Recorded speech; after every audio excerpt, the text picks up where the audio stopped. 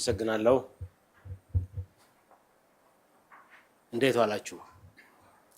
ወደዚህ የፕሬስ ኮንፈረንስ እንኳን ደህና መጣችሁ። የገንዘብ ፖሊሲ ኮሚቴ ስብሰባን ተከትለው ለጋዜጠኞች በቀጥታ መግለጫ ሲሰጥ ይህ የመጀመሪያ እንደመሆኑ በቀጥታ ወደ ኮሚቴው ውይይቶችና ውሳኔዎች ከመምራቴ በፊት ስለ ኮሚቴው የተወሰነ ነገር ማለት ፈልጋለሁ። ኢትዮጵያ ብሔራዊ ባንክ የገንዘብ ፖሊሲ ኮሚቴ በኢትዮጵያ ብሔራዊ ባንክ ማቋቋሚያ አዋጅ ቁጥር 1359/2025 አንቀጽ 23 የተቋቋመ ሲሆን ተግባርና ኃላፊነቱም በየጊዜው የኢትዮጵያን ኢኮኖሚ ሁኔታ ማለትም የኢኮኖሚ እድገት፣ የዋጋ ግሽበት፣ የውጭ ዘርፉ፣ የገንዘብ አቅርቦትና የፋይናንስ ዘርፍ አዝማሚያዎችን በተጓዳኝም ጉልህ እንድምታ ያላቸውን ዓለም አቀፍ ሁኔታዎች በመገምገም ተግባራዊ የሚደረጉ የገንዘብ ፖሊሲ ምክረ ሀሳቦችን በብሔራዊ ባንክ ቦርድ እንዲጸድቁ ማቅረብ ነው። ይህ ዛሬ የምነጋገረው ስለ ኮሚቴው 7ኛ ስብሰባ ነው። ከዚህ በኋላ እያንዳንዱ የኮሚቴው ስብሰባ ተከትሎ እንዲህ አይነት ገለጻ የሚደረግ ሲሆን ይህን ማድረጋችን ማህበረሰቡ፣ የገበያ ተሳታፊዎች እና እናንተ የሚዲያ አባላት ስለ ውሳኔያችን ግልጽና ወቅታዊ መረጃ እንድታገኙ ያስችላል። ይህ የሚያሳየው ብሔራዊ ባንክ ከዓለም አቀፍ የማዕከላዊ ባንኮች አሰራር ጋር አብሮ እየሄደ መሆኑንና ፖሊሲውን በግልጽነትና በተጠያቂነት ለመምራት ያለውን ቁርጠኝነት ነው። ቦርዱ ያጸደቃቸውን የፖሊሲ ውሳኔዎች ከማቅረብ በፊት አሁን በኮሚቴው በጥልቀት ስለተገመገሙ የኢኮኖሚና የፋይናንስ ሁኔታዎች ላንሳ። የዋጋ ግሽበት። ዓመታዊ የዋጋ ግሽበት ሪፎርሙን ተከትሎ በግልጽ ሁኔታ እየቀነሰ በመምጣት በታህሳስ ወር 2018 ነጠላ አሃዝ አስመዝግቧል። ይህ እጅግ አመርቂ ስኬት ነው። ይሁን እንጂ ከሚያዝያ 2018 ጀምሮ በመካከለኛ ምስራቅ ግጭት ምክንያት የተከሰተው የነዳጅ አቅርቦት መስተጓጎል አጠቃላይ የዋጋ ግሽበት እንደገና እንዲጨምር አድርጓል። በመሆኑም አጠቃላይ የዋጋ ግሽበት በታህሳስ ወር ከነበረው 9.7 በመቶ ከፍ ብሎ በሚያዝያ ወር 11.7 በመቶ፣ በግንቦት ወር ደግሞ 13.4 በመቶ ሆኗል። እዚህ ጭማሪ የምግብ ነክ የዋጋ ግሽበት 15 በመቶ እና ምግብ ነክ ያልሆነ የዋጋ ግሽበት 11 በመቶ ማደግ አስተዋጽኦ አድርገዋል። የኮሚቴው ግምገማ በቀጣዮቹ 6 ወራት የትንበያ ወቅት የዋጋ ግሽበት በሁለት አሃዝ ሊቆይ እንደሚችልና በታህሳስ ወር 2019 ዓ.ም ላይ ቅናሽ ሊያሳይ እንደሚችል ነው። የሀገር ውስጥ የኢኮኖሚ እድገትን በተመለከተ ኮሚቴው የሀገር ውስጥ የኢኮኖሚ እድገት ባለፉት 8 ዓመታት ተጠናክሮ እንደቀጠለ የተገነዘበ ሲሆን አማካይ እድገቱም 7.5 በመቶ ነው። በ2017 በጀት ዓመት የኢኮኖሚ እድገት 9.2 በመቶ የነበረ ሲሆን የ2018 በጀት ዓመት ደግሞ 10.2 በመቶ እንደሚሆን ይገመታል። በተመሳሳይ ሁኔታ የኢኮኖሚ እንቅስቃሴ አመላካቾች የተጠናከረ የኢኮኖሚ እድገት እንደሚኖር ያመላክታሉ። ለዚህም በማኑፋክቸሪንግ ዘርፍ፣ በሲሚንቶ ምርት፣ በኤሌክትሪክ ማመንጨት እና በብረትና ብረታ ብረት ምርቶች ላይ የተሻሉ መሻሻሎች የታዩ ሲሆን በአጠቃላይ ኢንዱስትሪ ዘርፉ ንቁ እንቅስቃሴ እንዳለው ያመላክታል። የአገልግሎት ዘርፉም በተመሳሳይ መልኩ በተለይ በዋና ዋና አመላካቾች መሻሻል አሳይቷል። በተለይም የቱሪስት ፍሰትና የአየር ትራንስፖርት እንቅስቃሴዎች በወቅቱ ከፍተኛ እድገት አሳይተዋል። የገንዘብ እድገት አዝማሚያ ያየን እንደሆነ የመሰረታዊ ገንዘብ ብሮድ ቤዝ መኒ የምንለው እድገት ከፍተኛ ደረጃ ላይ ቢቆይም በቅርብ ጊዜያት የመቀነስ አዝማሚያና የመረጋጋት ምልክት እያሳየ መጥቷል። በ2018 በጀት ዓመት የመሰረታዊ ገንዘብ ዓመታዊ እድገት 43 በመቶ ሲሆን ይህም ባለፈው ዓመት ተመሳሳይ ወቅት ከተመዘገበው 66.4 በመቶ ጋር ሲነጻጸር ቅናሽ አሳይቷል። ለመሰረታዊ ገንዘብ እድገት ብሔራዊ ባንክ ከወርቅ ግዢ ጋር በተያያዘ የውጭ ምንዛሬ ክምችቱ በመጨመሩና ከዚሁ ጋር ተያይዞ ወደ ባንኮች የገባው የጥሬ ገንዘብ በመጨመሩ እድገቱ ሊታይ ይችላል። በተመሳሳይም የጠቅላላ ገንዘብ አቅርቦት ብሮድ መኒ የምንለው ዓመታዊ እድገት ባለፈው ዓመት ተመሳሳይ ወቅት ከነበረው 35.2 በመቶ ጋር ሲነጻጸር መጠነኛ ቅናሽ በማሳየት 32.7 በመቶ ሆኗል። ለጠቅላላ ገንዘብ እድገት ከሪፎርሙ በፊት የሀገር ውስጥ ብድር ከፍተኛ ድርሻ የነበረው ቢሆንም በዚህ በጀት ዓመት ግን በዋናነት የተጣራ የውጭ ምንዛሬ ክምችት ኔት ፎሬን አሴት ከፍተኛ እድገት በማሳየቱና በሀገር ውስጥ ብድርም መጠነኛ እድገት በመመዝገቡ እንደሆነ ኮሚቴው ተገንዝቧል። የወለድ ተመን እንቅስቃሴን በተመለከተ ኮሚቴው ባደረገው ግምገማ የአጭር ጊዜ የወለድ ተመኖች መሻሻል እንዳሳዩና ከማስቀመጫ ወለድ ውጪ ያሉት የወለድ ተመኖች ከዜሮ በላይ እንደቆዩ ተገንዝቧል። በግንቦት 2018 የሁሉም የመንግስት ግምጃ ቤት ሰነዶች አማካይ የወለድ ምጣኔና የ91 ቀን የመንግስት ግምጃ ቤት ሰነድ አማካይ የወለድ ምጣኔ በቅደም ተከተል 12.3 በመቶና 11 በመቶ ሆነዋል።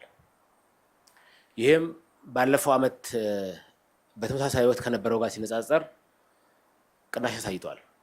ባለፈው 15.5 እና 16.1 ነው የነበረው። የመንግስት ግምጃ ቤት ሰነድ ገበያ ላይ ከፍተኛ ፍላጎት እንደነበረም ታይቷል። ወደ 637.8 ቢሊዮን ብር የሚጠጋ ከፍተኛ ተጨማሪ ፍላጎት ኦቨር ሰብስክሪፕሽን እንደነበረ ኮሚቴው አይቷል። ለዚህም በቅርቡ በተቋቋሙ የኢንቨስትመንት ባንኮች አማካኝነት የግለሰቦች ተሳትፎ መጨመሩ ለገበያው ስፋት አስተዋጽኦ አድርጓል። በተመሳሳይም ባንኮች እርስ በርስ የሚበዳደሩት የ7 ቀን የባንክ ለባንክ የገንዘብ አማካይ የወለድ ምጣኔ በመጋቢት ወር 2018 ከነበረው 18 በመቶ ቅናሽ በማሳየት በግንቦት ወር 2018 ወደ 14.6 በመቶ ደርሷል። በግንቦት 2018 ዓ.ም መጨረሻ የባንክ ለባንክ የገንዘብ ገበያ አጠቃላይ ግብይት መጠን ወደ 3 ትሪሊየን ብር ደርሷል። የባንክና የፋይናንስ ዘርፉን ስንመለከት የባንኩ ዘርፍ በቂ ካፒታል ያለው በመሆኑና የተበላሸ ብድሩም ዝቅተኛ በመሆኑ ጤናማና የተረጋጋ እንደሆነ ቀጥሏል። ለዚህም አጠቃላይ የተቀማጭ ገንዘብ ክምችትና የብድር ተመላሽ እድገት አስተዋጽኦ አድርገዋል። የግል ባንኮች የብድርና የተቀማጭ ሂሳብ ሎን ቱ ዲፖዚት ሬሽዮ ጥምርታም በ2016 ከነበረው 90.3 በመቶ በ2018 ወደ 72.7 በመቶ ቀንሷል። ይህም የባንኮች የገንዘብ አስተዳደር እየተሻሻለ መሆኑን ያሳያል። የፊስካል ፖሊሲ ያየ እንደሆነ ኮሚቴው የፊስካል ፖሊሲ ስርዓት ጥንቃቄ የተሞላበትና ከብሔራዊ ባንክ ጥብቅ የገንዘብ ፖሊሲ ጋር የተጣጣመ እንዲሁም ከአጠቃላይ የማክሮ ኢኮኖሚ ማሻሻያ አጀንዳ ጋር የተናበበ እንደነበረ ተገንዝቧል። በ2000 ከተወሰደው ማሻሻያ በኋላ መንግስት ለበጀት ጉድለት ማሟያ ከብሔራዊ ባንክ ብድር ለመውሰድ የያዘውን አቋም አጠናክሮ ቀጥሏል። የውጭ ኢኮኖሚ ዘርፉን ስናይ በ2018 በጀት ዓመት የውጭ ኢኮኖሚ ዘርፍ አፈጻጸም በከፍተኛ ሁኔታ የተጠናከረና አመርቂ ውጤት የተገኘበት ነበር። የኢትዮጵያ አጠቃላይ የውጭ ኢኮኖሚ ሚዛን ኦቨርኦል ባላንስ ኦፍ ፔመንት ትርፍ ማስመዝገብ የቻለ ሲሆን ይህም ሁሉን አቀፍ የኢኮኖሚ ማሻሻያ ከመወሰዱ በፊት ከተመዘገበው ጉድለት ጋር ሲነጻጸር የኢትዮጵያ የውጭ ኢኮኖሚ ዘርፍ ከፍተኛ መሻሻል ማሳየቱን የሚያመለክት ነው። ለዚህም የሸቀጦች ወጪ ንግድ ገቢ በ3 እጥፍ መጨመሩ እንዲሁም የግለሰቦችና የመንግስት ሐዋላ መሻሻል አስተዋጽኦ አድርገዋል። በመሆኑም በ2016 በጀት ዓመት የተመዘገበው 6.2 ቢሊዮን የአሜሪካ ዶላር የተንቀሳቃሽ ሂሳብ ጉድለት በ2018 በጀት ዓመት ወደ 1.8 ቢሊዮን ዶላር የቀነሰ ሲሆን የውጭ መጠባበቂያ ክምችትም ከፍተኛ ጭማሪ በማሳየት ከሪፎርም በፊት የነበረውን መጠን 20 እጥፍ ደርሷል። የዓለም አቀፍ ኢኮኖሚ ሁኔታዎችን ስናይ የዓለም አቀፍ የገንዘብ ድርጅት IMF እንደ አውሮፓ አቆጣጠር ሐምሌ 2026 እንደተነበየው በመካከለኛው ምስራቅ ግጭት ምክንያት በ2026 ዓለም አቀፍ እድገት ቅናሽ በማሳየት 3 በመቶ እንደሚሆን እና የ2027 ትንበያ ግን ከቀድሞ ትንበያ በመሻሻል 3.4 በመቶ እንደሚሆን ይገመታል። የዓለም አቀፍ አጠቃላይ የዋጋ ግሽበትም በ2026 ወደ 4.7 በመቶ እንደሚጨምርና በ2027 ደግሞ ወደ 3.9 በመቶ እንደሚቀንስ ተገምቷል። ምንም እንኳን በቅርቡ በአሜሪካና በኢራን መካከል የተደረገው መግባባት ቢኖርም አሁንም ያለመረጋጋት ስጋቶች እንዳሉ ኮሚቴው አጤኗል። መጨረሻም ወደ ኮሚቴው ምክር ሀሳብና የቦርድ ውሳኔዎች ስመጣ ኮሚቴው በግምገማው ዓለም አቀፍ የነዳጅ ዋጋ ንረት በሀገር ውስጥ የዋጋ ግሽበት ላይ የሚያሳድረውን ጫና ከግምት ውስጥ በማስገባትና ኢትዮጵያ ብሔራዊ ባንክ በመካከለኛ ጊዜ ለማሳካት የያዘውን የነጠላ አሃዝ የዋጋ ግሽበት ዓላማ ለማሳካት ጥብቅ የገንዘብ ፖሊሲው ተጠናክሮ መቀጠል እንዳለበት አጽንኦት ሰጥቶበታል። በዚህ መሰረት ኮሚቴው 5 የፖሊሲ አቅጣጫዎችን ለቦርድ አቅርቦ አስወስኗል። እነዚህ 5 የፖሊሲ እርምጃዎች 5 የተለያዩ ውሳኔዎች እንዳልሆኑ ግልጽ ማድረግ እፈልጋለሁ። እነዚህ ውሳኔዎች አንድ ወጥ የሆነ የፖሊሲ ፓኬጅ ናቸው። እያንዳንዱን በየተራ ከማቅረብ በፊት የሚያገናኛቸውን አመክንዮ ላንሳ። መጀመሪያ ላይ ግልጽ መሆን ያለበት ባንኩ በአሁኑ ወቅት ከቀጥተኛ የገንዘብ ፖሊሲ መሳሪያዎች ወደ ቀጥተኛ ያልሆኑ የገንዘብ ፖሊሲ መሳሪያዎች እየተሸጋገረ መሆኑ ነው።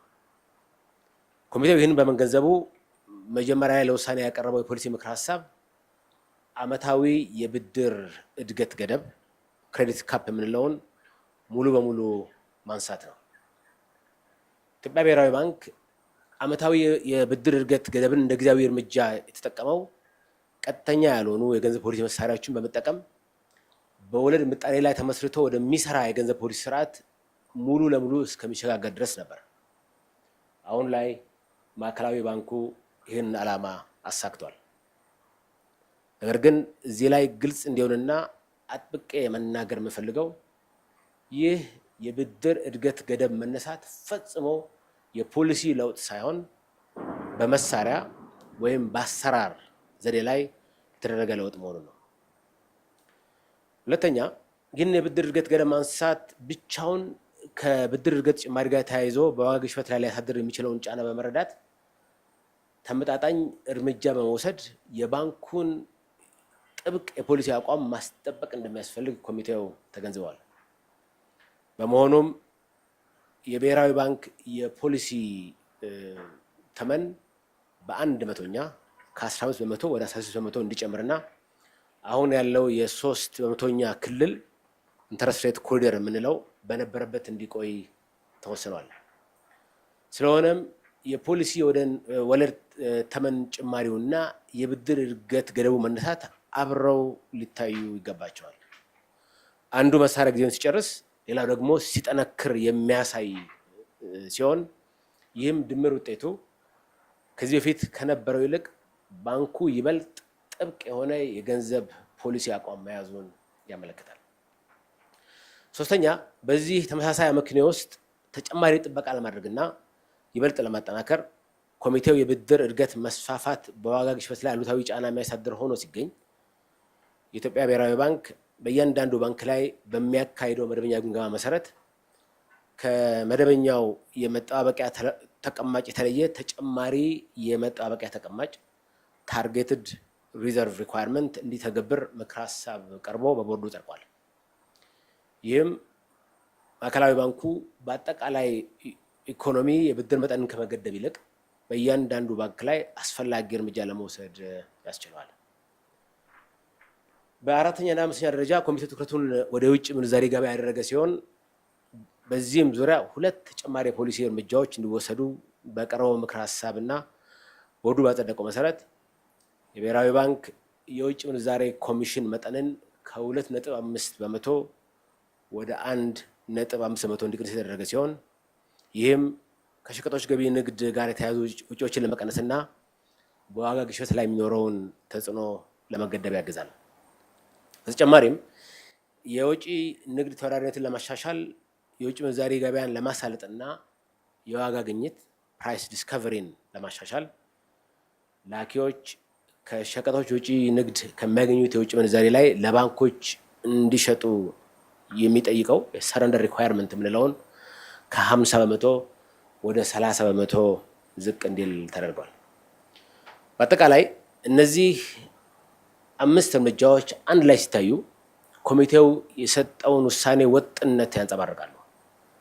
እንዲሁም የኢትዮጵያ ገንዘብ ፖሊሲ ማዕቀፍ ቀጥተኛ ወዳልሆኑና በገበያ ላይ በተመሰረቱ መሳሪያዎች ላይ የመተማመን ደረጃ ላይ መድረሱን ያሳያሉ። ይህም ሂደት በቀጣይነትም ቢሆን በዋጋ ግሽበት መቀነስ ላይ ያለን ቁርጠኝነት በማጠንከርና ዲሲፕሊን ባለው መልኩ የሚቀጥል ይሆናል። ኮሚቴው በ2019 መስከረም ወር መጨረሻ ላይ ወይም ሁኔታዎች አስገደዱ ከዚህ ቀደም ብሎ እንደገና ይሰበሰባል።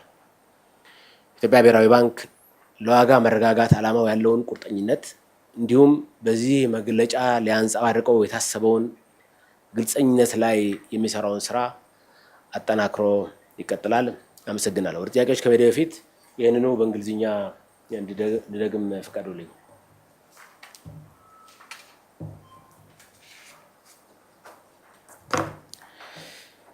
Good afternoon and thank you for joining us. As this is the first time I'm addressing the press directly following a meeting of the Monetary Policy Committee, I would like to use a few moments to explain the committee itself before turning to its findings and decisions. The Monetary Policy Committee was established under Article 23 of the NB Establishment Proclamation 1359/2025. Its mandate is to review on a regular basis the state of the Ethiopian economy, real sector activity, inflation, the external sector, and developments in the monetary, financial, and fiscal domains alongside the global environment, and on the basis of that review, to recommend monetary policy measures for approval by the board of the National Bank. This is the committee's 7th meeting. Going forward, it's our intention that a briefing of this kind will follow each meeting of the committee so that the public, the markets, and you in the media have a clear and timely account of our reasoning. This reflects a broader commitment on the part of the National Bank to conduct its policy with transparency and accountability, consistent with practice at central banks internationally. Let me now turn to the committee's review of economic and financial development before setting out the policy decisions the board has approved. Inflation. Ethiopia recorded a sustained disinflation because of its economic reform, with headline inflation reaching single digits by December 2025, a remarkable achievement. Since April 2026, however, headline inflation has risen again, driven by fuel supply disruptions arising from the conflict in the Middle East.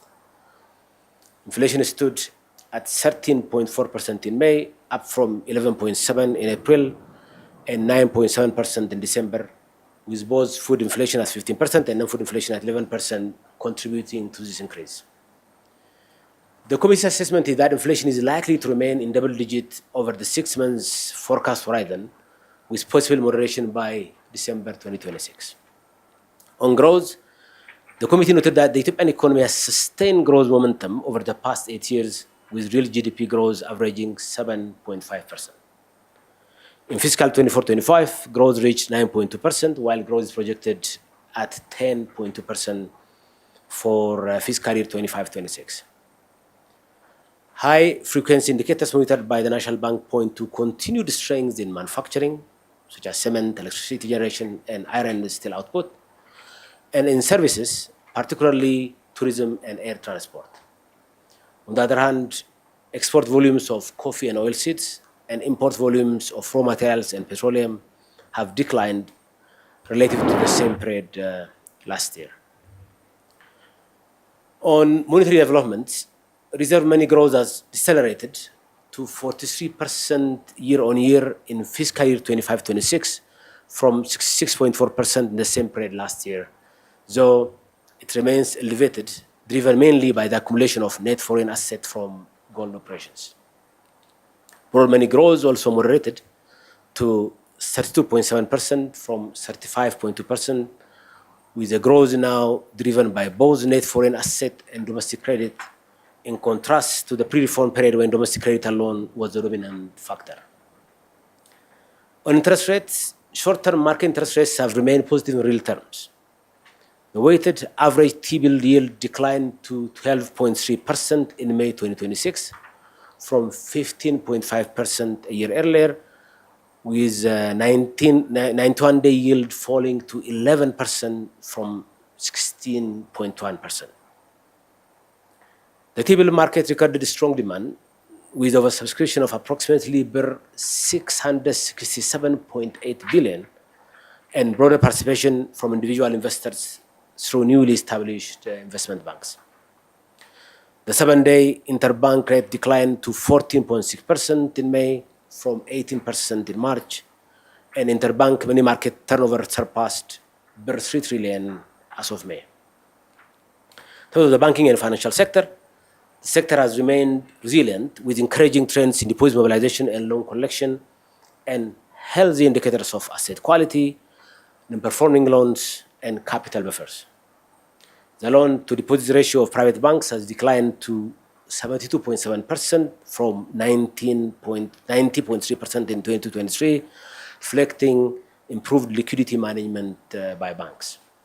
The fiscal front, fiscal policy has remained prudent, continuing to support the bank's tight monetary stance. The government has maintained its commitment in place since July 2024 to refrain from direct advances from the National Bank. On the external sector, performance strengthened markedly in fiscal year 25-26. The balance of payments recorded an overall surplus, a reversal from the pre-reform deficit. This is supported by a threefold increase in exports earnings and improved transfers. The current account deficit narrowed from 6.2 billion USD in 23-24 to 1.8 billion USD in 25-26. And foreign exchange reserves have increased to 20 times their pre-reform level. The global environment, the IMF's July 2026 World Economic Outlook projects global growth of 3% in 2026, moderating slightly on account of the Middle East conflict, with 2027 growth forecast slightly improved to 3.4%. Global headline inflation is projected to rise to 4.7% in 2026 before declining to 3.9% in 2027. Despite the recent memorandum of understanding between the United States and Iran, uncertainties remain. Turning now to the committee's assessment and the board's decisions. The committee's judgment is that the tight monetary policy stance adopted since the reform remains necessary, given continued inflationary pressure from international oil price developments, and must be maintained to secure the bank's objective of single-digit inflation over the medium term. On that basis, the committee recommended and the board approved 5 measures. I want to underscore that these 5 measures are not separate decisions. They form a single coherent policy package, and I'll explain the logic that connects them before setting out each in turn. The starting point is that the bank is now transitioning from direct to indirect instrument of monetary policy. This transition is what allows us, first, to remove the credit cap in full. The cap was introduced in 2024 as a temporary measure to contain credit growth while this transition was underway. It has served its purpose, and its removal reflects the fact that the bank now has a fully functioning interest rate-based framework at its disposal. I want to be explicit on this point. This is a change in instrument, not a change in policy stance. Because removing the cap on its own would ease pressure on credit growth, the committee judged that an offsetting measure was required to keep the overall policy stance tight. That is, second, the increase in the NB policy rate by 1 percentage point from 15 to 16%, with the existing 3 percentage point interest rate corridor band maintained. The rate increase and the removal of the cap should therefore be read together. One instrument is retired and the other is strengthened, so that the net effect is a monetary stance that is, if anything, tighter than before. Third, as a further safeguard within the same logic, the committee introduced a targeted additional reserve requirement to apply where regular assessments show that a bank's loan-to-deposit ratio is contributing to inflationary pressure. This gives the National Bank a precise instrument to act on individual bank rather than the economy-wide constraint the credit cap once provided should credit expansion in any part of the system begins to threaten the inflation outlook. Fourth and fifth, the committee turned to the foreign exchange market, where two further measures support the same objective from a different angle. Based on the committee's recommendation and approval by the board, we are reducing the National Bank's foreign exchange commission rate from 2.5% to 1.5% to lower import-related costs and contain the pass-through of external prices into domestic inflation. And we are also reducing the surrender requirement on goods export proceeds from 50% to 30% to strengthen export competitiveness, deepen the foreign exchange market, and improve price discovery. Taken together, these 5 measures reflect one consistent judgment by the committee, that Ethiopia's monetary framework has matured to the point where it can rely on indirect market-based instruments, and that this maturity must be matched by continued discipline, not by any easing of our resolve on inflation. The committee will meet again by the end of September 2026 or earlier should conditions warrant. The National Bank remains committed to its price stability mandate and to the transparency this briefing is intended to represent going forward. Thank you. I'll now take your questions. የመጀመሪያ ጥያቄ ከፋና ሚዲያ ኮርፖሬሽን ታሪኩ። እሺ፣ አመሰግናለሁ። ያው የኔ ጥያቄ ከዋጋ ግሽበት ጋር የተያያዘ ነው። እንደተጠቀሰው በሪፖርቱ ላይ የዋጋ ግሽበት ከዚህ በፊት ከነበረው የነጠላ አሃዝ አሁን ወደ 2 አሃዝ ከፍ ማለቱን ያሳያልና ለዚህ ምክንያት ተደርጎ የተጠቀሰው ደግሞ አንዱ የመካከለኛው ምስራቅ ጦርነት ያስከተለው የነዳጅ አቅርቦት ጋር ተያያዥ የሆኑ ጉዳዮች እንደ ምክንያት ተጠቅሰዋል። ይሄ የሚያሳየው ምናልባት አሁንም በመካከለኛው ምስራቅ ያለው ሁኔታ እየረገበ እንዳልሆነ፣ አንዴ የሚታዩ ነገሮች አሉ፣ አንዴ ይስማማሉ ተብሎ ሲጠበቅ የማይስማሙበት፣ እንዲሁም በየመሃሉ ጥቃቶች እየተሰነዘሩ ያሉበት ከመሆኑ ጋር ተያይዞ ይሄ የመካከለኛው ምስራቅ ቀውስ በአጭር ጊዜ ውስጥ ይፈታል ተብሎ አይታሰብም እና ከዚህ አንጻር ካየን ምናልባት ይሄ ቀውስ የሚቀጥል ከሆነ የዋጋ ግሽበቱ ከዚህ በላይ ሊጨምር ይችላል የሚል ስጋትን ያጭራል እና ከዚህ በፊት የዋጋ ግሽበት ወደ ነጠላ አሃዝ እንዲወርድ የብሔራዊ ባንክ የገንዘብ ፖሊሲ ኮሚቴው ያስቀመጣቸው ወይም ደግሞ የወሰዷቸው በርካታ እርምጃዎች እንደነበሩ ተጠቅሰዋል።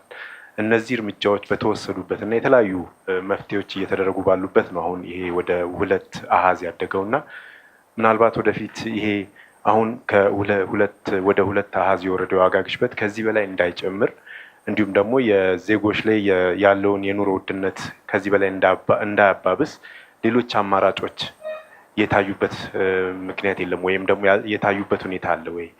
እዚህ ላይ ተጨማሪ ሀሳብ ይሰጣል። ጥሩ። አይ ቲንክ 2 ነገር ለይቶ ማየት ጠቃሚ ነው። አንደኛ የዋጋ ግሽበቱ ወደ ነጠላ አሃዝ የወረደው ብሔራዊ ባንኩ በተከተለው ጥብቅ የገንዘብ ፖሊሲ ምክንያት ነው።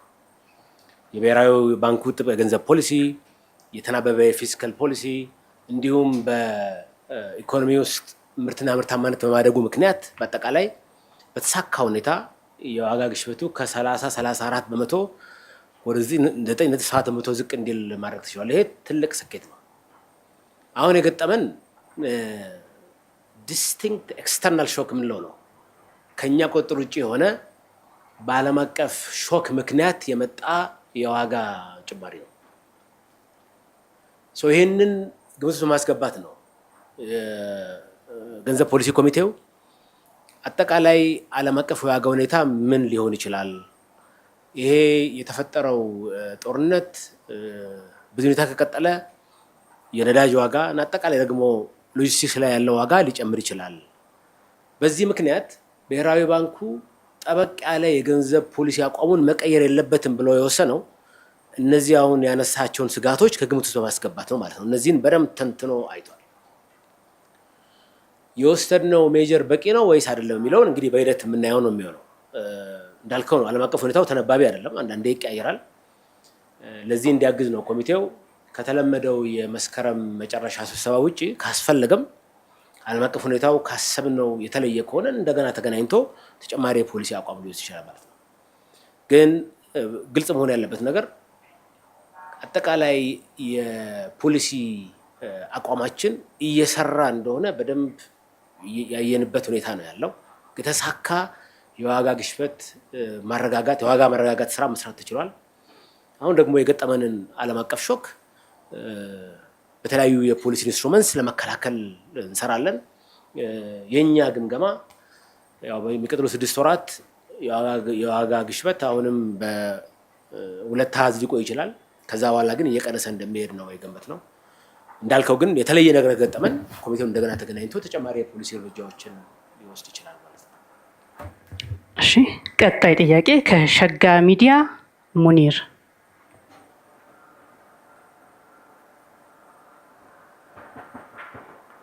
አመሰግናለሁ። የኔም ጥያቄ ከዋጋ ግሽበት ጋር የተያያዘ ነው። ከጁላይ 2024 ሪፎርም በኋላ ኮንሲስተንትሊ ኢንፍሌሽን ሲቀንስ ነበረ ወር ለወር። ይህም ትሬንድ ለመጀመሪያ ጊዜ ሪሲንድ ያደረገው ሜይ ላይ ደብል ዲጂት ኢንፍሌሽን ተመለሰ። እሱም ሜጀርሊ ኮዝድ የሆነው በሰፕላይ ሾክ ምክንያት ነበረ እና አሁን ብሔራዊ ባንክ ስቲል ታይት የሆነ ማኒታሪ ፖሊሲ ሜንቴን የማድረግ እቅድ ቢኖረውም ወደ ኢንዳይሬክት ኢንስትሩመንቶች ፖሊሲ ኢንስትሩመንቶች ሺፍት ለማድረግ በቂ ወይም ስትሮንግ የሆነ ፋይናንሻል ማርኬት አለ ብሎ ያስባል ወይ? እና ይሄኛውም አቺቭመንት እስካሁን ወደ ሲንግል ዲጂት ኢንፍሌሽን የመጣው ትሩ ዳይሬክት ኢንስትሩመንትስ ላይክ ክሬዲት ካፕ ስለነበረ በዚህ ሰዓት ላይ እሱን መተው ምን አይነት ሪስክ አለ? ከእሱ ጋር ያለ አሴስመንት ምን ይመስላል ነው። በተያያዘ አንድ ሁለተኛ ጥያቄ ለመጨመር ባንኮቹ ላይ ሪዘርቭ ሪኳየርመንትን አዲስ ታርጌትድ የሆነ ሪዘርቭ ሪኳየርመንት ኢንትሮዲውስ ይደረጋል ተብሏል እና ኤግዚስት ከሚያደርጉት ፕሩደንሻል ሊሚቶች ውጪ ነው። ምን ይመስላል? ትንሽ ማብራሪያ ቢደረግበት ከዛ አኳያ። አመሰግናለሁ። እሺ፣ አመሰግናለሁ። ያው አንድ ግልጽ መሆን ያለበት ነገር ከመጀመሪያውም የሪፎርም ስንጀምር የብድር አመታዊ እድገት ገደብ ክሬዲት ካፕ እንደ ጊዜያዊ የፖሊሲ እርምጃ ነው የተወሰደው። ቋሚ የብሔራዊ ባንኩ የፖሊሲ እርምጃ ይሆናል የሚል ግምገማ አልነበረንም። ያንም ያልነው በወለድ ተመን ላይ የተመሰረተ የዘመነ የገንዘብ ፖሊሲ ማዕቀፍ ኢንተረስት ቤዝድ ሞኔታሪ ፖሊሲ ፍሬምወርክ ስራ ላይ እስኪውል ድረስ በቀጥታ የሚሰሩ እንደ ክሬዲት ካፕ አይነት የፖሊሲ ኢንስትሩመንትስ ያስፈልጉናል በሚል ነበረ ስንጠቀም የቆየ ነው። ቅድም እንዳነሳሁት አሁን በእኛ ግምገማ የክሬዲት ካፑን ተገቢውን አገልግሎት ሰጥቶ አሁን ወደ ዘመነ የገንዘብ ፖሊሲ መሻገር የሚያስችለን ደረጃ አድርሶናል። በዚህ ምክንያት የክሬዲት ካፑን ይዘን መቀጠል የለብንም የሚል ግምገማ ነው ኮሚቴው የወሰደው። ነገር ግን የክሬዲት ካፑን ስናነሳ ብሔራዊ ባንኩ የያዘውን ጥብቅ የገንዘብ ፖሊሲ አቋም ለመቀየር ሳይሆን እንዳቀድነው ወደ ዘመነ ወደ ተሻሻለ በወለድ ተመን ላይ ወደሚሰራ ዘመናዊ የገንዘብ ፖሊሲ ማዕቀፍ ለመሸጋገር ባደረግነው ጥረት ነው። ናው የሽግግር ሂደት ነው። የኢንተረስት ቤዝድ ፖሊሲ ፍሬምወርክ በሂደት እያደገ እየሰፋ የሚሄድ ነው። ግን ይሄ ፖሊሲ ሊሰራ የሚችለው ፖሊሲው ማሰራት ስንጀምር ነው እንጂ የዳይሬክት ኢንስትሩመንት የምንላቸው እንደ ክሬዲት ካፕ አይነት ፖሊሲዎችን ይዘን ከቀጠል ወደዚህኛው የምናደርገው ሽግግር የተሳካ ሊሆን አይችልም። ይህንን ሽግግር እንረዳ የሚገባው ታስቦበት ሲሰራ የቆየ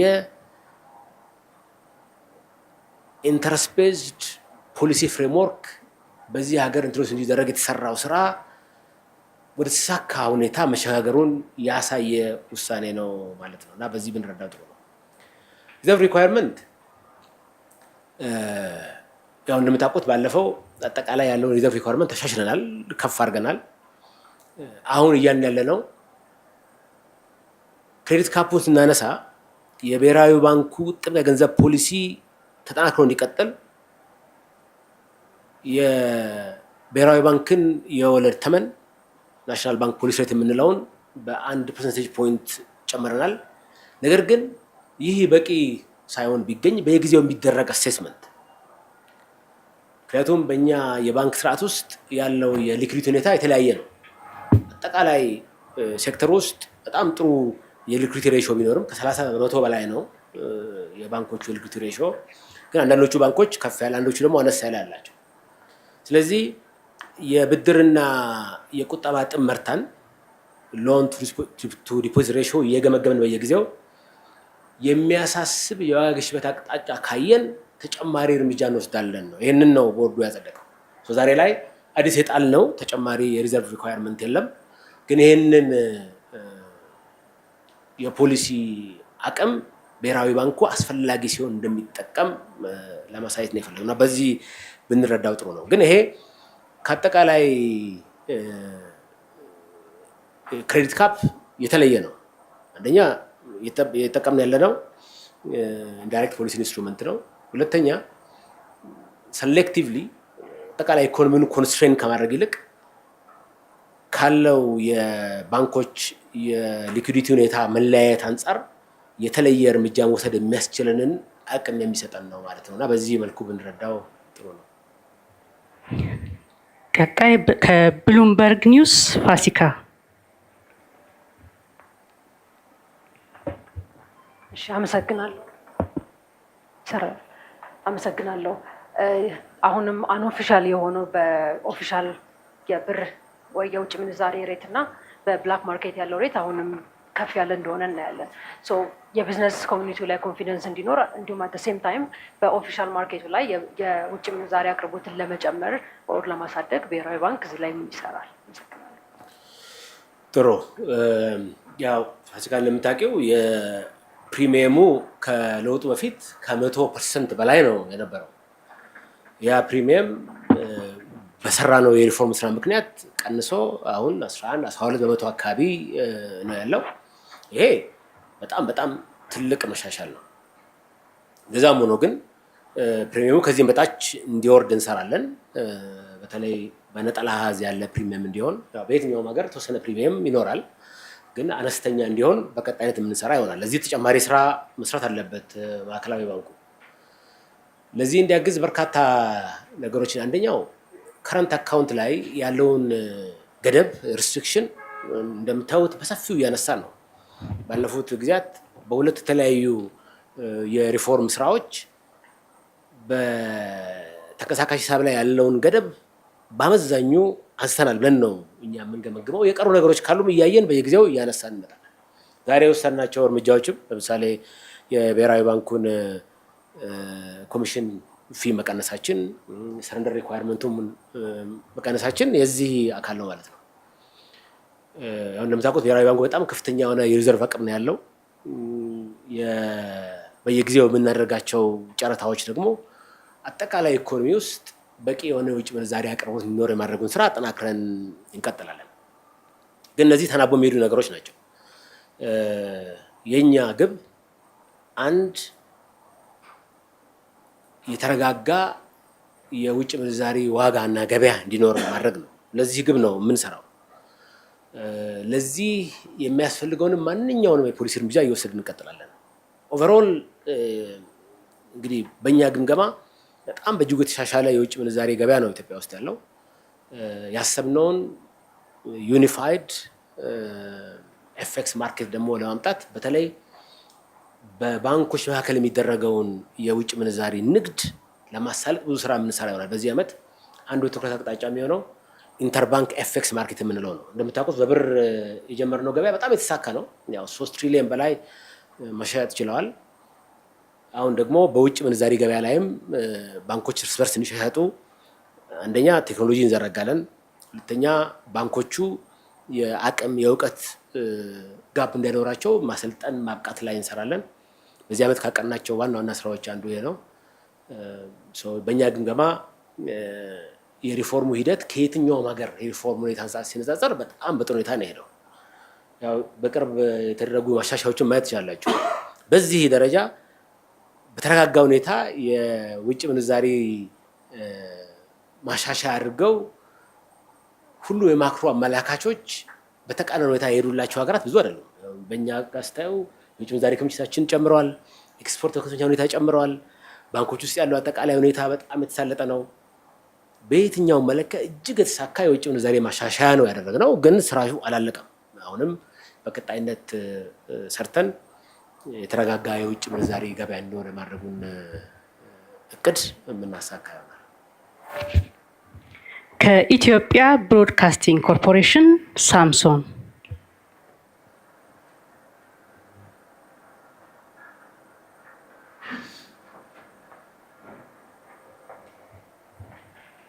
የተወሰኑ ጥያቄዎች ነበሩ። በእርግጥ ተነስተዋል። ከዋጋ ግሽበት ጋር ተያይዞ የነበሩት ሀሳቦች በእርግጥ ተነስተዋል። ግን ኢንጀነራሊ ላይክ እነዚህ ዛሬ ላይ የተደረጉት እነዚህ ለውጦች ምንን ፋይናሊ በቅርብ ጊዜ ውስጥ ምን ማሳካትን አላማ ያደረጉ ናቸው? ሎንግ ራን ደግሞ ወደ የትኛው ለመሻገር መሰላል ይሆናሉ ተብሎ ይታሰባሉ የሚለው ብያዝ። ከዛ በተረፈ የወለድ ምጣኔ ላይ የተደረገው እዚህ ክሬዲት ካፕ ላይ የተወሰደው እርምጃ እንግዲህ አሁንም ስቲል ገና ፕሮሰስ ነው። ወደ አለቀለት ወይም ደግሞ ይሄ በተለይ በዚህ በወለድ ምጣኔ ላይ ተመስርቶ የሚሰራ የገንዘብ ፖሊሲ ዳይሬክትሊ እዛ ውስጥ አይደለንም ያለ ነው እና አሁንም ወደዛ እየሄደ እንደሆነ ቅድም ሲያነሱልን ስለነበረ እንግዲህ መቼ ወደዛ እንሻገራለን ብለው ያስባሉ? ኦር እነዚህ ውሳኔዎች እንግዲህ በቅርብ ጊዜ ውስጥ ማሳካት የሚችሉት ነገር ይኖራሉ ወይ የሚለው ነው። ወደኋላ መመለስ እንዳይሆን ነው ስጋቴ። ምክንያቱም እነዚህ ፖሊሲዎች በየጊዜው ቁጭ ተብሎም ሲመከርባቸው ለውጥ ያመጣሉ ተብሎ ነው። ግን የዋጋ ግሽበት ላይ ደግሞ ያለው ኢምፓክት አሁን ሀገራችን ውስጥ ያለው የዋጋ ግሽበት በራሱ ደግሞ ያለበት ሁኔታ ኤክስተርናል ፋክተሮች በጣም ያሉበት ስለሆነ ወደኋላ የሚመልሰን ነገር እንዳይኖር እዛ ላይ የታሰቡ ነገሮች ይሉ። ጥሩ። እነዚህ 5 እርምጃዎች በጥቅሉ ቅድም እንዳነሳሁት የኢትዮጵያ የገንዘብ ፖሊሲ ፍሬምወርክ እያደገ ማቹር እያደረገ እንደመጣ ነው የሚያሳዩ አጠቃላይ መልእክቱ ይሄ ነው። ባቀድነው መሰረት ቀጥተኛ የፖሊሲ ኢንስትሩመንትስ ከመጠቀም ወጥተን ቀጥተኛ ያልሆኑ በወለድ ተመን ላይ የተመሰረተ የዘመነ የገንዘብ ፖሊሲ ማዕቀፋችን በተሟላ ሁኔታ ተግባራዊ መደረግ እንደጀመረ ነው የሚያሳየው። አጠቃላይ ግምገማው ይሄ ነው። እንዳልከው ወደፊት መቼ ነው የምንጨርሰው? ሂደት ነው። ከመጀመሪያም ስንጀምር የክሬዲት ካፑን ይዘን ዳይሬክት ሞኔታሪ ፖሊሲ ኢንስትሩመንት ይዘን የጀመርነው ሽግግሩ በጥንቃቄና በተጠና ሁኔታ መደረግ ስለነበረበት ነው። አሁን ትርጉም ወዳለው ደረጃ አደርሰነዋል። ይህንን ሽግግር ግን አልቋል ወይ? አላለቀም። ፉል ፍሌጅድ ፍሬምወርክ በሂደት የሚመጣ ነገር ነው ማለት ነው። አንዱ መለኪያ የሚሆነው ምንድን ነው? የማዕከላዊ ባንኩ የፖሊሲ ሬት ሌሎች ወለዶች ላይ ቀጥታ ተጽዕኖ እያሳደረ ሲመጣ የሴቪንግ ብድር፣ ሌሎች የትሬጀሪ ቢል ማርኬት ላይ የትራንስሚሽን ሜካኒዝም የምንለው ማለት ነው። ይሄ ትርጉም ባለው ሁኔታ የተሻሻለ ቢሆንም ያው ቀጥሎ የበለጠ እየተሳለጠ ይመጣል ማለት ነው። ሂደት ነው። ዛሬ ላይ ሆኜ የሚቀጥለውን የኮሚቴ ስብሰባ አስቀድሜ በዚህ ጊዜ እንዲሆናል ልልህ አልችልም፣ ግን በጣም በሚያበረታታ መልኩ ግን ወደዚህ አቅጣጫ እንደሄድን የሚያሳይ።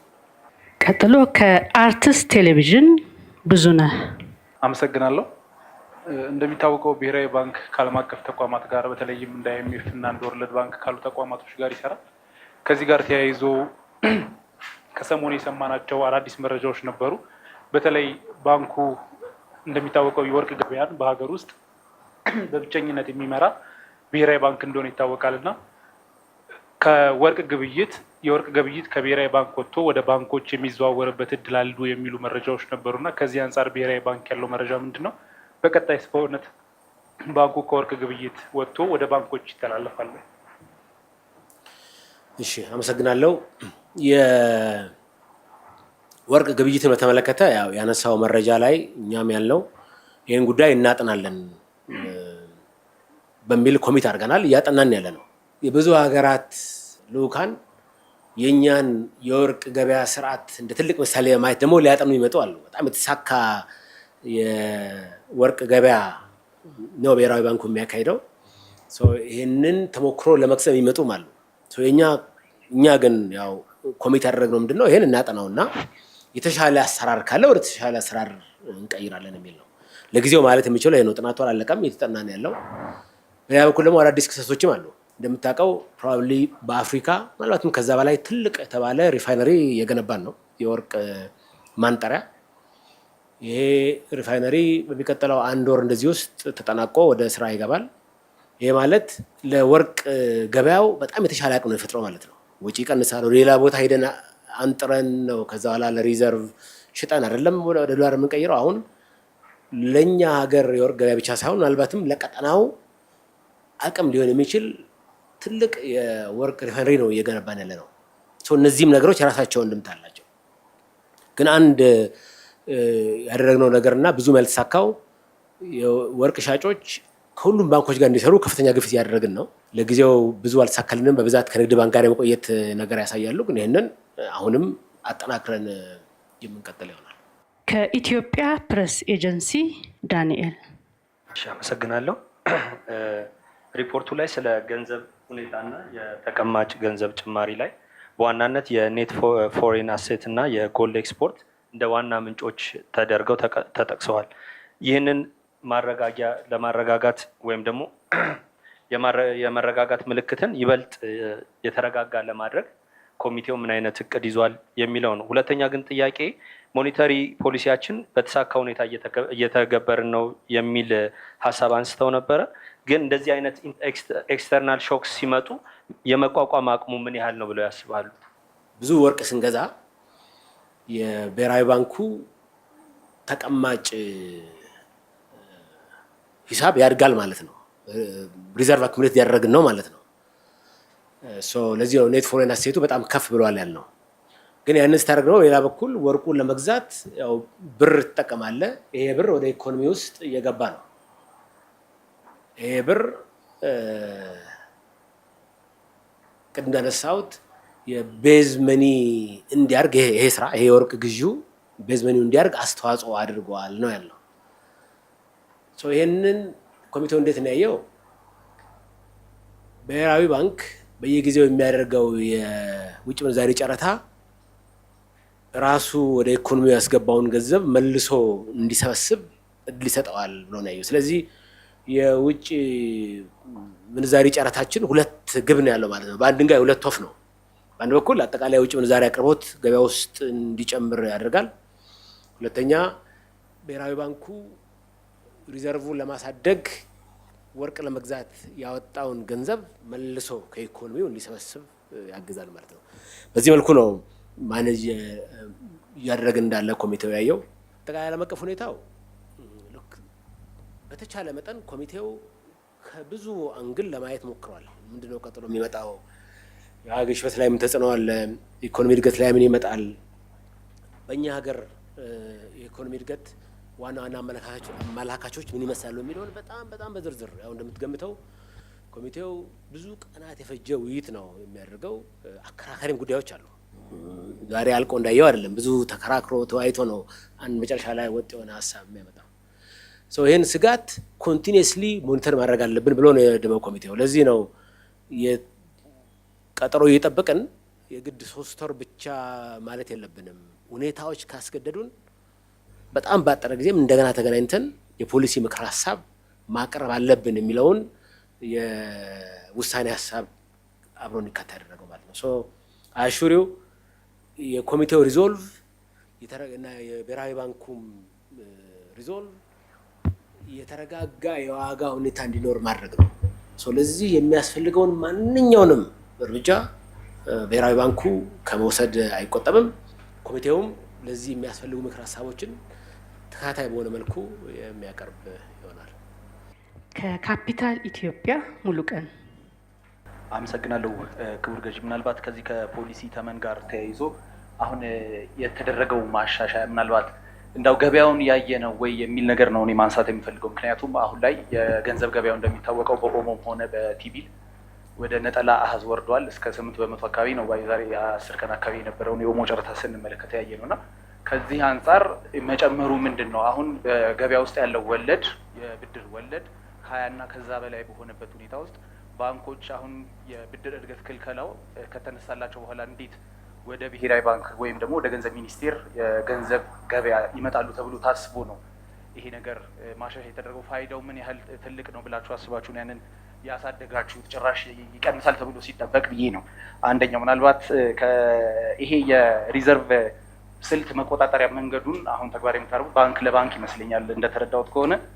ይሄ በሚሊኒየም አካባቢ የተነሳውን የዋጋ ግሽበት ተከትሎ ብሔራዊ ባንክ የዛሬ 17-18 ዓመት አካባቢ ተግባራዊ አድርጎት የነበረውን አይነት መሳሪያ ይመስላል፣ ያልተጻፈ በህግ ያልተጻፈ መሳሪያ እና ይሄ ነገር ምናልባት ብድር ዋጋን አይጨምረውም ወይ? ባንኮች አሁን ቪዚብል የሆነ ፑሽ ነው በተቆጣጣሪው አካል የሚመጣባቸው ኢንዲቪጁዋሊ ከሆነና ከዛ አንጻር ምናልባት አገሌ የሚባል ባንክ ይህንን ያህል ከዚህ በላይ እንዳትሄድ ሪዘርቭ ከፍ አድርጎብኛል እና ብድር በቂ የለኝም ብሎ አያስወድድም ወይ? ብልሹ አሰራር እስከ ብድር አቅርቦት ጋር ተያይዞ ብልሹ አሰራር አያመጣም ወይ? ይሄ ራሱን የቻለ የዋጋ ግሽበት ምክንያት አይሆንም ወይ? ከዚህ ከውጭ ምንዛሪ ጋር ተያይዞ እንግዲህ ማሻሻያዎቹ የሚጠበቁ ናቸው። ዛሬ ብሔራዊ ባንክም የራሱን ኮሚሽን መቀነሱ፣ ከዛ ውጭ ደግሞ ባንኮች የሚሰጣቸውን ድርሻ የሚጠበቅ ነው። ከዚህ በፊትም እናንተ ይፋ ያደረጋችሁት ነው። ግን ሌሎች መሳሪያዎች ባለፈው አንድ አመት ከባድ የሚባሉ ከውጭ ምንዛሪ አሰራር ጋር ተያይዞ ውሳኔዎች አሳልፋቸዋል። አንድ ሁለት ደግሞ ፌመስ የሚባለው አሰራር እንግዲህ እንደሚተገበር ነው እየተጠበቀ የሚገኘው። ምናልባት ስለ እሱ ምንም ስላልተባለ የውጭ ምንዛሪ ልዩነቱን ከትይዩ ገበያው ጋር ያለውን ይበልጥ ለማጥበብና በቂ የውጭ ምንዛሪ ወደ ህጋዊ ስርዓት እንዲገባ ከማድረግ አንጻር ይሄኛውን ተግባራዊ የምታደርጉበት ስልት ምን ይሆናል? ምንስ ነው የምትጠብቁት የሚለውን ነገር ነው። ከዛ በተጨማሪ እንግዲህ የውጭ ግብይቱ ቅድምም ጠርተውታል እርሶ፣ የውጭ ምንዛሪ ግብይቱ ተጀምሯል። በባንኮች መካከል ግን ግልጽ የሆነ ነገር የለም። ማን ምን ተገበያየ የሚለውም እንዳው ሚዲያዎች፣ ሌላው ቢቀር ሚዲያዎች እንኳን መረጃ የለንም እና ምን ይመስላል እንደው ከእርሶን ካገኘው አይቀር ምናልባት ብጠይቅ ብዬ ነው ይሄንን ሀሳብ። ከዛ ውጪ አንዳንድ ባንኮች ስፔር ሳያደርጉ ቀርተው የተቀጡ አሉ የሚባል ነገር አለ እና በተለይ ደግሞ ከኔትወርክ ኮምፖዚሽን ጋር ተያይዞ ምናልባት ባንኮቹ የራሳቸውን እድል የሚያስጠብቁ ከሆነ የውጭ ምንዛሪ ግብይቱን የእርስ በርስ ግብይቱን እንዴት አድርጎላቸው የሆነው የሚለውን ምናልባት መግለጽ ቢችሉ ነው። ከዛ በተጨማሪ እንግዲህ ይሄ የሆርሙዝ ሁኔታ የፈጠረው ጫና አለ።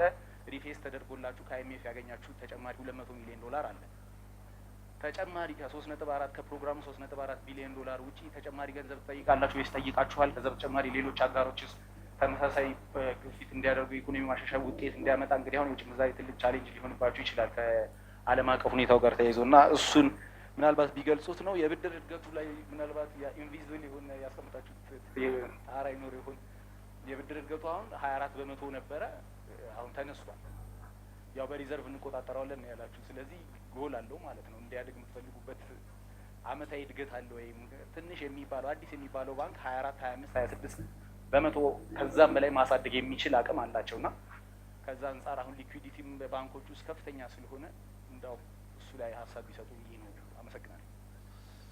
እሺ፣ ብዙ ጥያቄዎች ነው ያነሳው። የወለድ ለምን ጨመራችሁ የሚለውን አይ ቲንክ ሁለቱን ለያይቶ ማየት ጠቃሚ ነው የሚሆነው። እንዳልከው የትሬጀሪ ቢል የመንግስት ግምጃ ቤት ሰነድ ገበያ ላይ ትርጉም ያለው የወለድ ቅናሽ ታይቷል። ይሄ በዋነኝነት የኦቨር ሰብስክሪፕሽን አቅርቦቱ ከፍላጎቱ በላይ ስለሆነ ነው።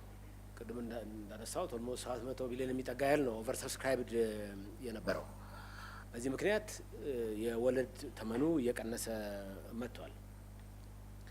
ግን ያንን የወለድ ተመን መቀነስ በሌላ በኩል ደግሞ ከመኒ መልቲፕላየር የምንለው እየቀነሰ ነው የመጣው። በሪፖርቱ ላይ ኮሚቴ በዝርዝር አይቷል። ያ በድምሩ ምናልባት ላላ ያለ የገንዘብ ሁኔታ እንዳይኖር ስጋት እንደሆነ ነው እንዲሁም ኮሚቴ ያየው በተቃራኒው እንጂ ከወለድ መጠን ጭማሪው ጋር የሚጋጭ አድርገው አላየውም። የወለድ እንግዲህ የብሔራዊ ባንክን የወለድ ምጣኔ ከፍ ማድረግ ያስፈልገው የምንጠቀመው እንደነሳሁት የምንጠቀመውን የፖሊሲ ኢንስትሩመንት መቀየር ስላለብን ነው። ከዛ ጋር የተገናኘ ነው። ሁለቱ አብሮ ነው ማየት አለብን። ክሬዲት ካፑን ስናነሳ ሌላ ተጨማሪ የፖሊሲ ቱል መጠቀም ስላስፈለገ ማለት ነው። አጠቃላይ የኢኮኖሚክ አክቲቪቲው ላይ ተጽዕኖ አያመጣም ወይ? በዛ ደረጃ አልተገመገመ። አንደኛ አጠቃላይ ኢኮኖሚ እንቅስቃሴው በዚህ ዓመት እንዲያውም 10.2 በመቶ እንደሚሆን ነው የምንጠብቀው። የፕራይቬት ሴክተር አክቲቪቲውም ኢንካሬጂንግ ነው። አሁን የባንኮች ብድር ብታይ 93 በመቶ ያክሉ ለግሉ ዘርፍ የሄደ ብድር ነው። አንዱ ያለብን ክፍተት ግን ለአምራቹ ዘርፍ በቂ በሆነ ሁኔታ ባንኮች ብድር እያቀረቡ አይደለም። እንዲሁም አስታወስከኝ የክሬዲት ካፑ መነሳት በአንድ በኩል ባንኮቹ ለአምራቹ ዘርፍ የተሻለ የብድር አቅርቦት እንዲሰጡ እድል የሚሰጥ ነው የሚሆነው። የተደበቀ ጣሪያ የለንም። እነዚህ የተለያዩ መሳሪያዎች ናቸው። ሰው ክሬዲት ካፑ ተነሳ ማለት ነው። ሌላ ሂደን ካፕ የለም። ግን በዘመነ መልኩ ብሔራዊ ባንኩ አጠቃላይ ኢኮኖሚ ውስጥ ያለውን የገንዘብ መጠን ግን ይቆጣጠራል። ያው ይሄ አንዱ ዋናው ግቡ የተረጋጋ ዋጋ ሁኔታ ማምጣት ስለሆነ ብሔራዊ ባንክ የገንዘብ አቅርቦቱ ኢኮኖሚ ውስጥ እንዳይበዛ በቀጥተኛ ባልሆኑ የፖሊሲ ቱሎች የኢንትረስት ሬት ጭማሮውን ጨምሮ የሚያደርገውን ቁጥጥር አጠናክሮ ይቀጥላል ማለት ነው። በህግ ያልተጻፈ መሳሪያ ለቦርዱ ቀርቦ ቦርዱ ነው የጸደቀው። ያው እንደምታውቀው ህግ የሚያወጣው ቦርዱ ነው። ቦርዱ ብሔራዊ ባንክ ሲያስፈልግ ታርጌትድ የሆነ የሪዘርቭ ሪኳየርመንት እንዲጥል ፈቅዷል። ይሄ ማለት ያው የህግ አግባብ አለው ማለት ነው። እንዴት ነው የሚተገበረው ላልከው አጠቃላይ የሎን ቱ ዲፖዚት ሬሽዮን ነው የምናየው። ትኩረታችን የሎን ቱ ዲፖዚት ሬሽዮ ወደ ዋጋ ግሽበት ስጋት የሚያመጣ ሲሆን ይህንን እያየን የተናጠል የሪዘርቭ ሪኳየርመንት እንጥላለን ማለት ነው። ይሄ ግን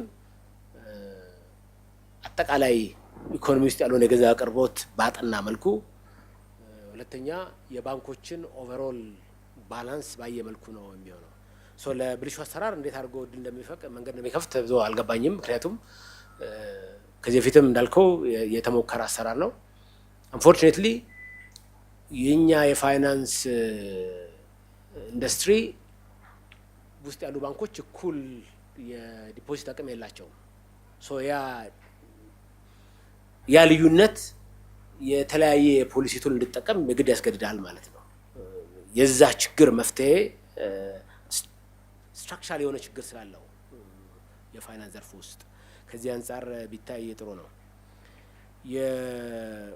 የኮሚሽን መቀነስ አጠቃላይ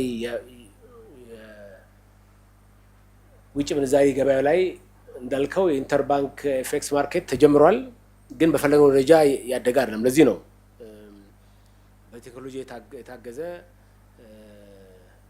የልክ ብር ላይ እንዳለው አይነት የዘመነ የኢንተርባንክ ኤፍኤክስ ማርኬት እንዲወጣ የምናደርገው። ይሄ እንዳነሳሁት በዚህ ዓመት በስፋት የምንሰራበት ነው የሚሆነው። ከባንኮቹ ጋር ውይይት አድርገናል። ማዕከላዊ ባንኩ ዝርዝር እቅድ አዘጋጅቷል። ቴክኖሎጂ ቲማችን እንደምታውቁት አሁን የቺፍ ቴክኖሎጂ ኦፊሰር አለን። በጣም የተጠናከረ ቴክኖሎጂ አቅም እየገነባ ነው ማዕከላዊ ባንኩ። ይህንን ገበያ የሚያሳልጥ የቴክኖሎጂ ቁመና እየገነባን ያለ ነው። ባለፈው የወሰድናቸው ማሻሻያዎች አንተም እንዳነሳኸው አቅጣጫው የውጭ ምንዛሪ ገበያው የተሳለጠ እንዲሆን አጠቃላይ ኮንፊደንስ በገበያ ውስጥ እንዲመጣ የሚያግዙ ገደቦችን በሙሉ ያነሳ ማሻሻያ ያደረግነው።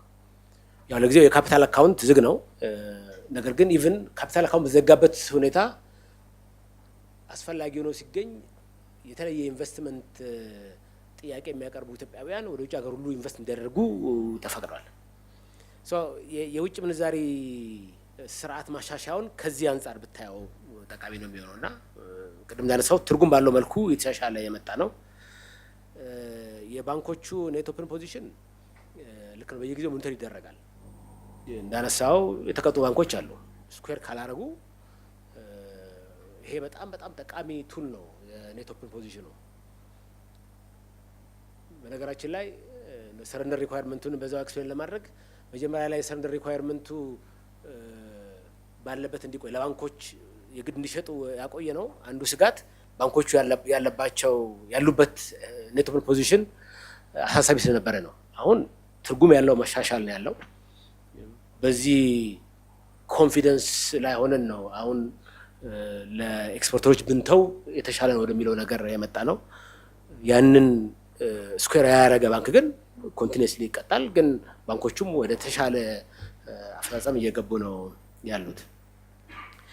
የአይኤምኤፍ ለጊዜው ተጨማሪ ሪሶርስ አልጠየቅንም፣ ባለው በፕሮግራም ታርጌት ነው ያለው።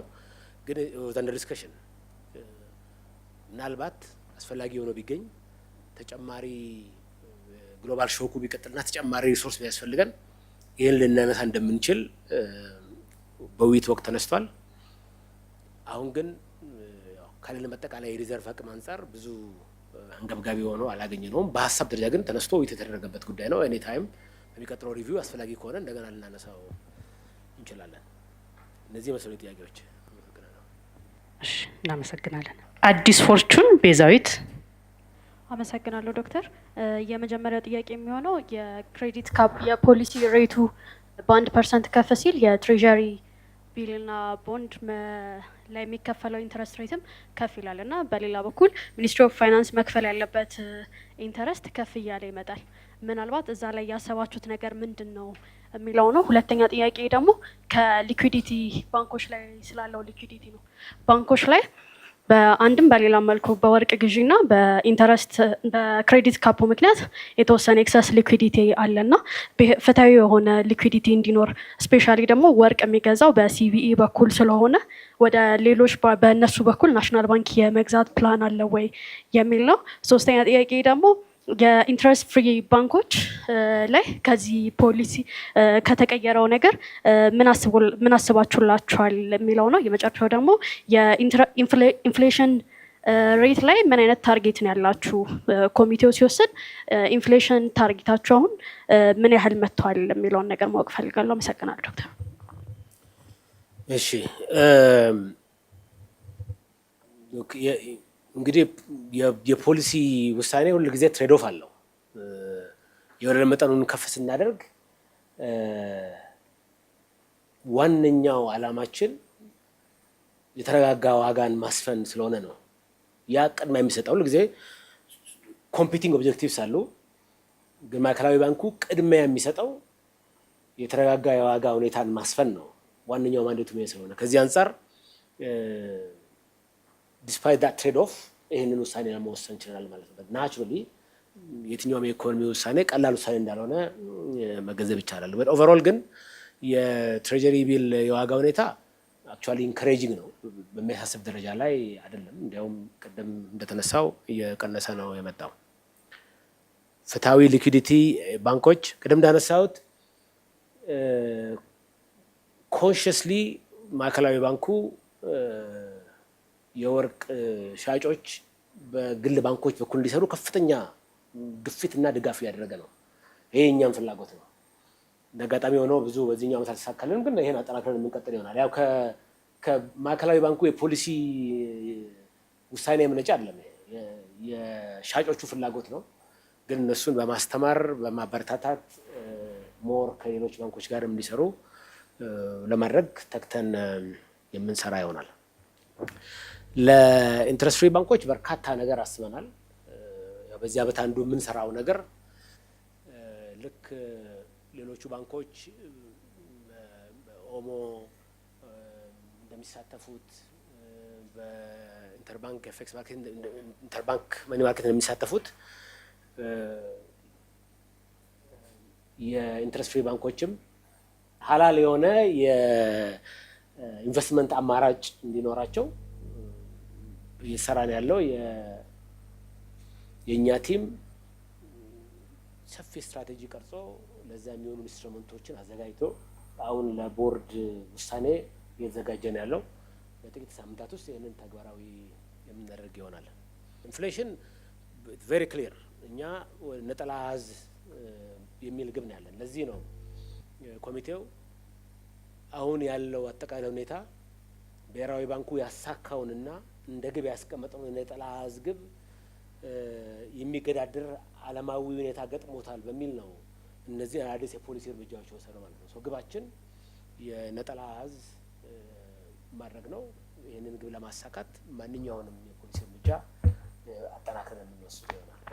ከሲጂቲኤን ቤካ